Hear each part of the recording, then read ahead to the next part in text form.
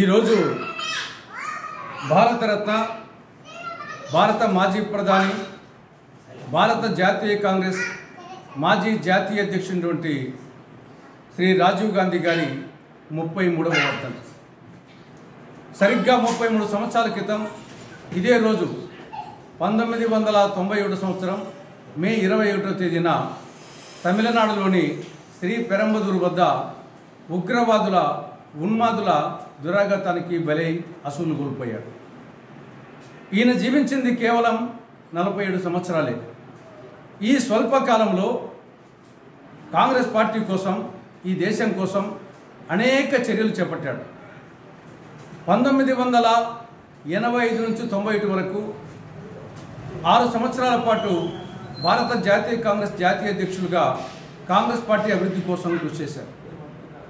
1984 నుంచి 29 వరకు 5 సంవత్సరాల పాటు ఈ సువిశాల భారతదేశానికి ప్రధానమంత్రిగా ఎన్నో విప్లవాత్మకమైన చర్యలు చేపట్టారు. ఈయన యువత పక్షపాతి.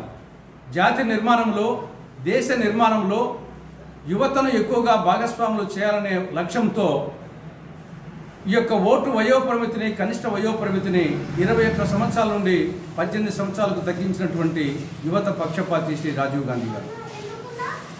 స్థానిక సంస్థల్లో అటు గ్రామ పంచాయతీలు, మండల పరిషత్తులు, జిల్లా పరిషత్తులు, మున్సిపాలిటీలు, కార్పొరేషన్లు, నగర పంచాయతీల్లో 33% మహిళలకు రిజర్వేషన్లు కల్పించినటువంటి మహిళా పక్షపాతి శ్రీ రాజీవ్ గాంధీ గారు.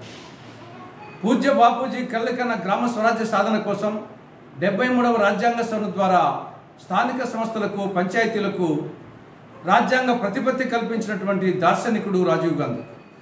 ఈ దేశంలో కాశ్మీర్ నుండి కన్యాకుమారి వరకు, కటక్ నుండి హడక్ వరకు ఎలక్ట్రానిక్ విప్లవానికి, సమాచార విప్లవానికి శ్రీకారం చుట్టింది రాజీవ్ గాంధీ.